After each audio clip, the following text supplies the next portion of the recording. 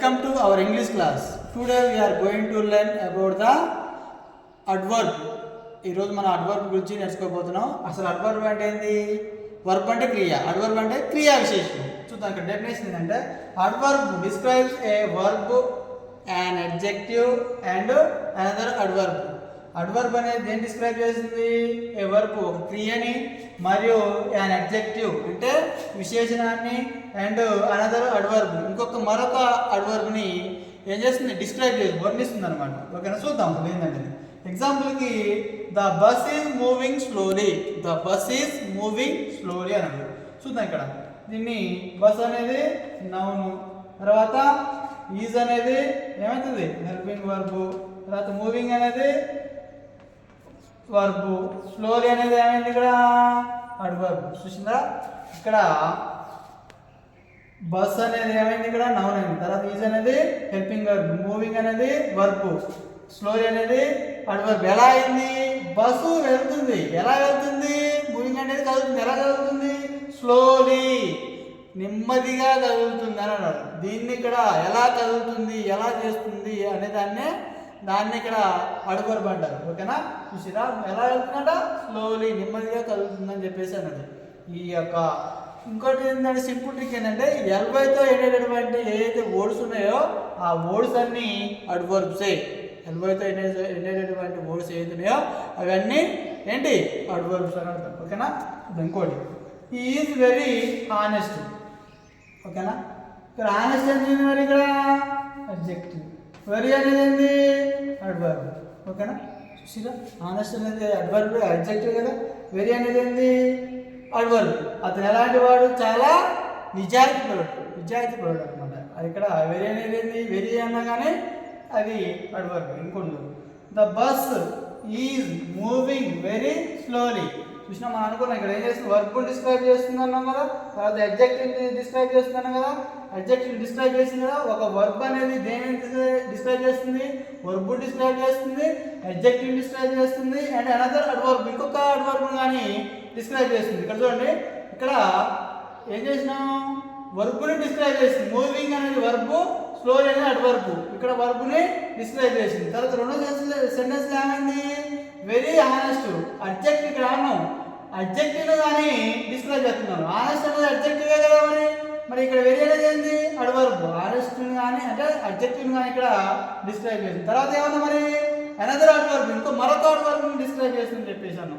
ఇక్కడ ఇది బస్ అనేది నౌను, హెల్పింగ్ వర్బ్, ఈజ్ అనేది మూవింగ్ అనేది వర్బ్, వెరీ అనేది ఏమైంది? అడ్వర్బ్, స్లోలీ అనేది ఏమైంది? అది కానీ అడ్వర్బే. ఇక్కడ ఏమన్నా అనదర్ అడ్వర్బ్ అని చెప్పేసి కదా. ఇక్కడ బస్సు ఎలా వెళ్తుంది? వెరీ, చాలా స్లోలీ, వెరీ స్లోలీ అంటే చాలా నెమ్మదిగా వెళ్తుంది. స్లోలీ అనేది అడ్వర్బే, వెరీ అనేది కానీ అడ్వర్బే. ఇక్కడ దృష్టిగా అనదర్ అడ్వర్బ్ రెండు అడ్వర్బ్ని డిస్క్రైబ్ చేసింది ఏంది? అడ్వర్బ్. ఓకేనా, ఇక్కడ సెంటెన్స్ దాన్ని ఏమంటారు? డెఫినేషన్లో ఉంది. Adverb describes A verb, an adjective and another adverb. ఒక క్రియని మరియు విశేషణాన్ని మరియు మరొక క్రియ విశేషణాన్ని డిస్క్రైబ్ చేస్తుంది. చూసిరా ఫస్ట్ దాంట్లో వర్బ్ని ఏం చేస్తుంది? డిస్క్రైబ్ చేసింది. తర్వాత అడ్జెక్టివ్ని డిస్క్రైబ్ చేసింది. తర్వాత మరొక అడ్వర్బ్ని డిస్క్రైబ్ చేసింది. ఈ విధంగా మీరు గుర్తుపెట్టుకోవాలి. ఇంకొన్ని మరిన్ని చూస్తే మీకు అర్థమైపోతుంది. ఓకేనా, ఇప్పుడు టైప్స్ ఆఫ్ అడ్వర్బ్ ఏంటంటే చూద్దాం. ఇప్పుడు ఏంది? Adverb of time. టైం అంటే ఏంది చూద్దాం. టైం ఏంది? టుడే అనేది టైమే, టుమారో అనేది కానీ టైమే, తర్వాత ఎస్టర్డే అనేది కానీ టైమే, తర్వాత ఏంటి మరి? నౌ అనేది కానీ టైమే, జస్ట్ నౌ అనేది కానీ అనేది కానీ టైమే, తర్వాత రీసెంట్లీ అనేది కానీ టైమే. అంటే ఇది టైం ఎప్పుడు అనేది ఇక్కడ అడ్వర్బ్ ఆఫ్ టైం అన్నాం. టుడే అనేది టైమే, టుమారో అనేది టైమే, ఎస్టర్డే అనేది టైమే, now, just now, recently etcetera. ఓకేనా, వీటిని ఎట్లా అనేది చూడండి. ఎగ్జాంపుల్కి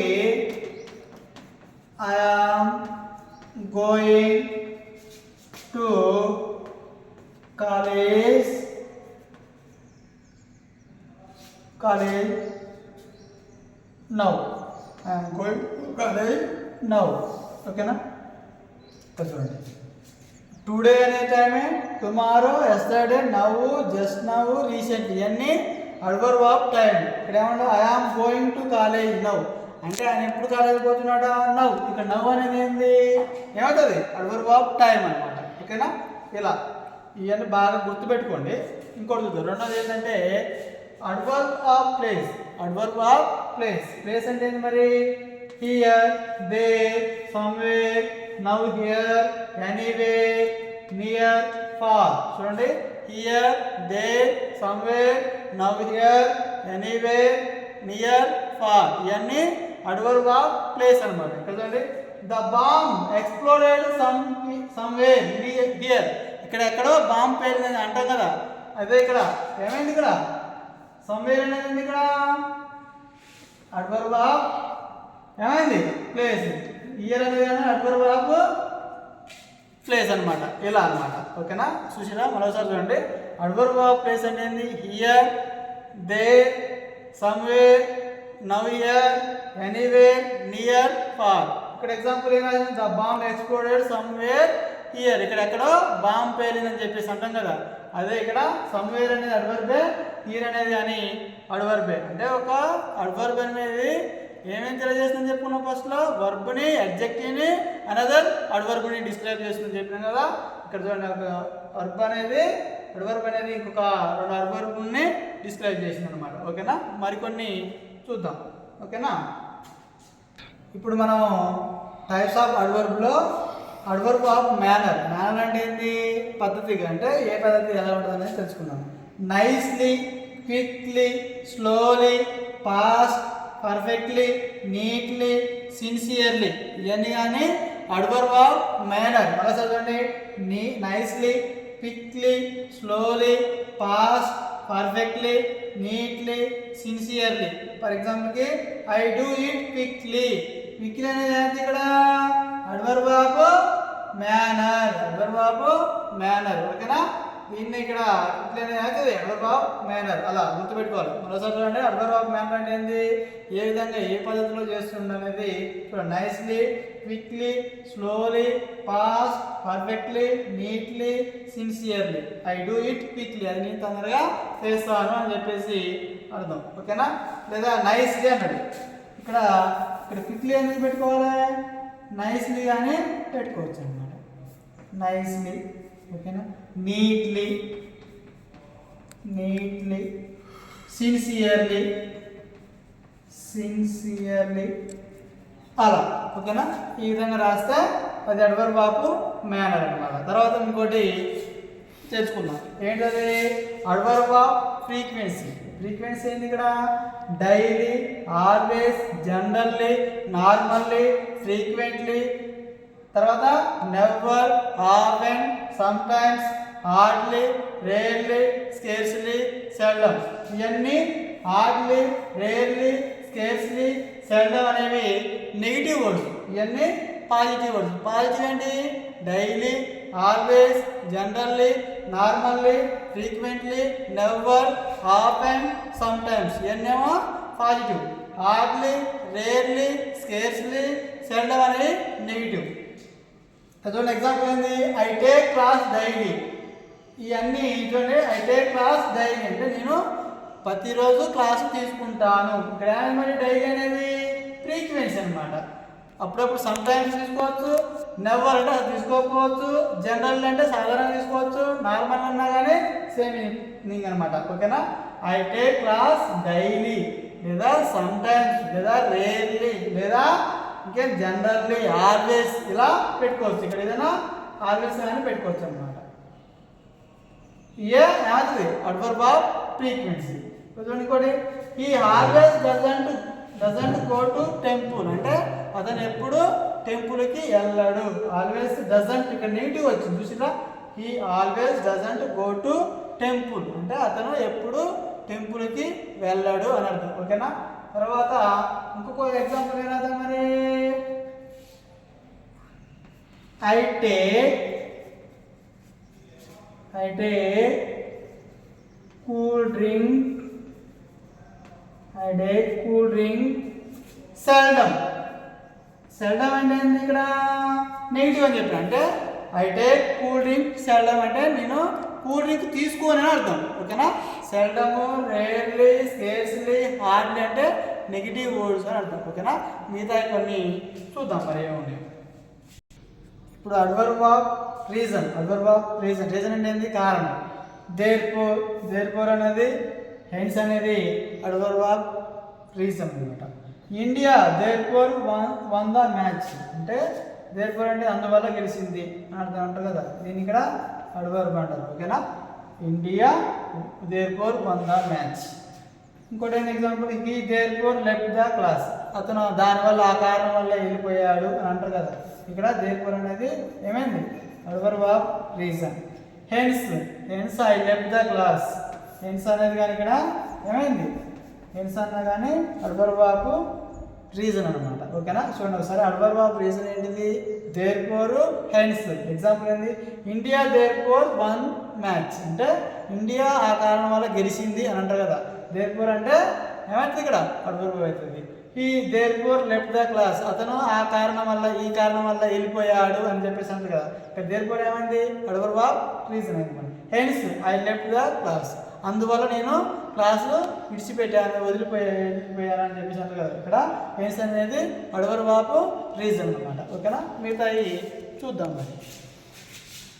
అడ్వర్బ్ ఆఫ్ అఫిర్మేషన్. అఫిర్మేషన్ అంటే ఏంది? ఇక్కడ అఫిర్మేషన్ అంటే పాజిటివ్ అనమాట. ఎందుకు? ఎగ్జాంపుల్, ఎస్ అవును, ఐ నో ఇంగ్లీష్.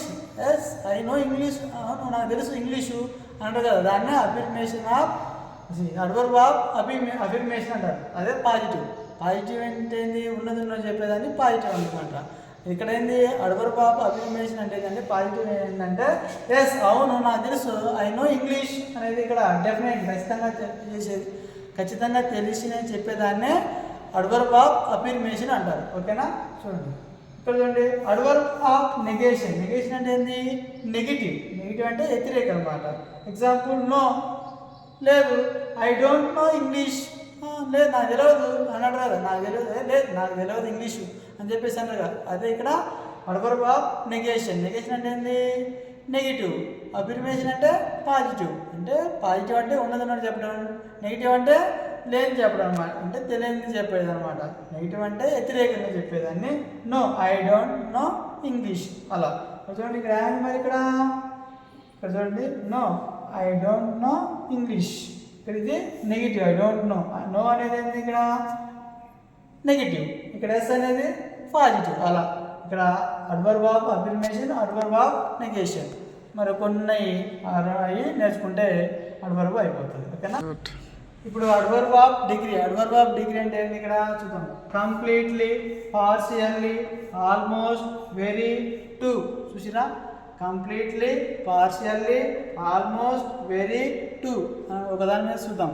వీటిని అడ్వర్బ్ ఆఫ్ డిగ్రీ అంటాం. చూద్దాం. It was too late to catch the train. ఇక్కడ టూ ఏమైంది మరి? అడ్వర్బ్ ఆఫ్ డిగ్రీ అనమాట. Adverb of degree. Is too young to drive. Two అనేది ఇక్కడ ఏమైంది మరి?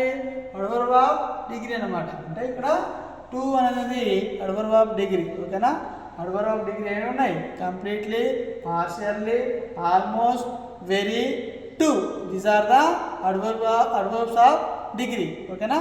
మీ సెంటెన్స్ ఇవి అనమాట. ఓకేనా. మరి కొన్ని నేర్చుకుందాం. Last one is interrogative adverbs. Interrogative adverbs అంటే ఏంది? ఇంటరాగేషన్ అంటే ఏంది? క్వశ్చనింగ్. ఏంటది? When, where, how, why. These are the adverbs అంటే ఇంటరాగేటివ్ అడ్వర్బ్స్. ఓకేనా. రైట్ చూద్దాం. ఏంటి? When are you going to Hyderabad. ఎప్పుడు నువ్వు హైదరాబాద్ పోతావు అని అడుగుతాం. అప్పుడు వెన్ ఏమైంది? ఇక్కడ అడ్వర్బ్ ఇంటరాగేటివ్ అడ్వర్బ్ అనమాట. ఓకేనా. Where are you. వేర్ అనేది ఏమైంది? ఇక్కడ ఇంటరాగేటివ్ అడ్వర్బ్. ఓకేనా. ఇక్కడ కానీ interrogative adverb. I don't no when he comes. నాకు తెలియదు ఆయన ఎప్పుడు వస్తాడో. ఇక్కడ ఏమైంది? ఇక్కడ వెన్ అనేది రిలేటివ్ అడ్వర్బ్. రిలేటివ్ అడ్వర్బ్ ఇక్కడ మధ్యలో వచ్చింది కాబట్టి ఈ సెంటెన్స్కి ఈ సెంటెన్స్ మధ్యలో ఉంది కాబట్టి దీన్ని ఏమంటారు? రిలేటివ్ అడ్వర్బ్ అంటారు. I don't know the place where he lives, నాకు తెలియదు అతను ఎక్కడ ఉంటాడో. ఇక్కడ వేర్ ఏమైంది, రిలేటివ్ అడ్వర్బ్ అయింది. ఓకేనా. తర్వాత I don't know the reason why she is coming, నాకు తెలియదు ఆమె ఎందుకు వస్తుందో. ఇక్కడ వై ఏమైంది, రిలేటివ్ అడ్వర్బ్ అయింది. అదైందా మీకు ఏమైందా. ఫస్ట్ కాంచి ఈ 1 to 8 ఏమో ఏమవుతుంది, సింపుల్లీ అడ్వర్బ్స్ అంటారు అన్నమాట. సింపుల్ అడ్వర్బ్స్ అంటారు. ఇక్కడ ఇంటరాగేటివ్ అడ్వర్బ్స్ ఉన్నాయి కదా, ఏంటవి, when, where, how, why, these are the interrogative adverbs. మధ్యలో వస్తేనేమో రిలేటివ్ అడ్వర్బ్స్. ప్రిపోజిషన్ అంటే సబ్జెక్ట్ ప్లేస్లో వస్తే ఏమవుతాయి, ఇంటరాగేటివ్ అడ్వర్బ్స్ అవుతాయి. ఓకేనా. These are the types of adverbs. So you have to by out for your betterment. ఇప్పుడు ఈ మంచి చదువుకుంటే ఇంతగా మించి ఏమీ రావు. ఇవే మనకి చాలా చాలా చాలా మనం డెప్త్గా చెప్పుకున్నటువంటి అడ్వర్బ్స్ అనమాట. ఓకేనా. మన ఛానల్ సబ్స్క్రైబ్ చేయండి, షేర్ చేయండి, లైక్ చేయండి, కమెంట్ చేయండి. ఓకేనా. Thank you for your watching. మన ఛానల్ ఏమైంది మరి, కొండమిదీష్ అని యూట్యూబ్లో సెర్చ్ చేసినా కానీ వచ్చేస్తుంది, లేదా కేవీఎస్ ఇంగ్లీష్ అకాడమీ అని కొట్టినా కానీ ఈ నేమ్ కొట్టినా యూట్యూబ్లో సెర్చ్ చేసినా వస్తుంది. కొండమిదీష్ అని కొట్టినా కానీ ఛానల్ వచ్చేస్తుంది. సో మీరందరూ సబ్స్క్రైబ్ చేయండి, షేర్ చేయండి, లైక్ చేయండి, కమెంట్ చేయండి. ఓకేనా. మరిన్ని వీడియోస్ కోసం మన వీడియోస్ చూస్తూనే ఉండండి. మరికొంత నాలెడ్జ్ పెంచుకోవాలనుకుంటే మన వీడియోస్ని చివరి వరకు చూడండి. ఓకేనా. స్కిప్ చేయమాకండి. ఓకేనా. Thank you.